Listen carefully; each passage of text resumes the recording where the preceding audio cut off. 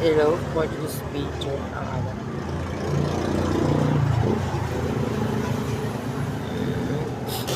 Wait lang, ngayon inandi, ako may yaman. Kuchinta pati photo.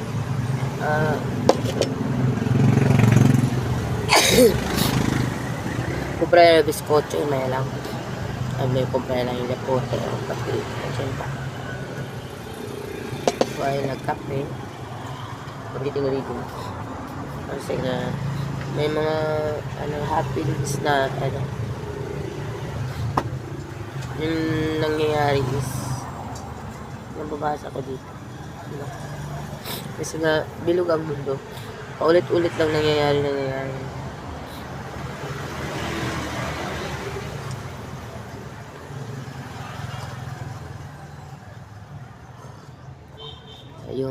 magkakapareho yung mga salita, no?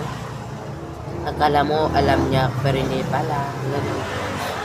Nangyayari din yun sa akin. Kaya basta daw kay sabi yun, good leader lang siguro.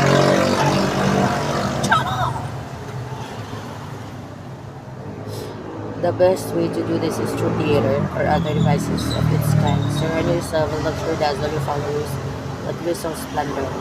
Fill their eyes with spectacle. Not only will this keep them from seeing the ridiculousness of our ideas, the holes in your belief system, it will also attract more attention, more followers. Appeal to all the senses. Use incense for scent. Soothing music for hearing. Colorful charts and cups for the eye. You might even tickle the mind, perhaps by using new technological gadgets to give your cultures as long as you do not make anyone really think.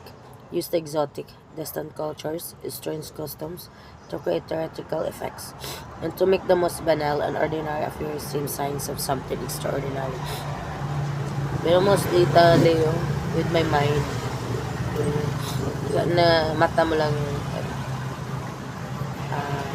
eyes and mind lang yung nagbabasa. Dos ha? 4 pesos. Magkano ang bravo ay? 5. Ang mahal kasi ang bravo ay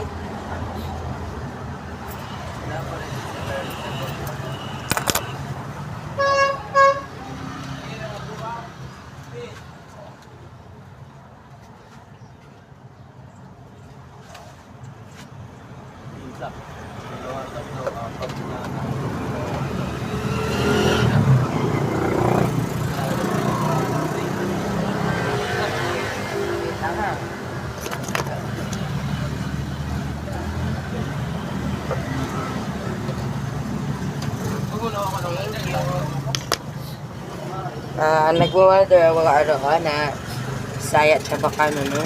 Kasi nga I'm in business, parang na-adapt ko na kasi mostly Muslims yung mga customers, then nagtatagalog kasi sila. Kaya yan, I explain myself why I'm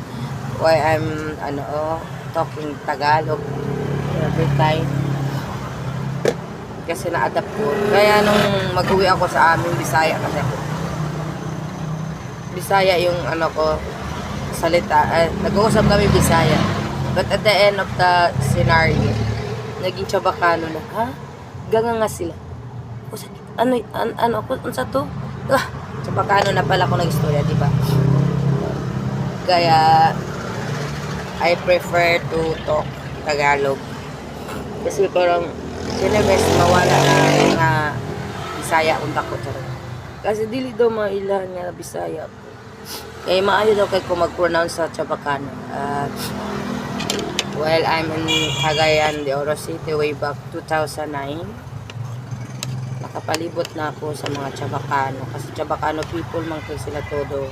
And my ex-husband, kami pa sa akong ex-husband. Gitun-an ako ang Chabacano almost 1 month. I think 15 days. 15 days lang.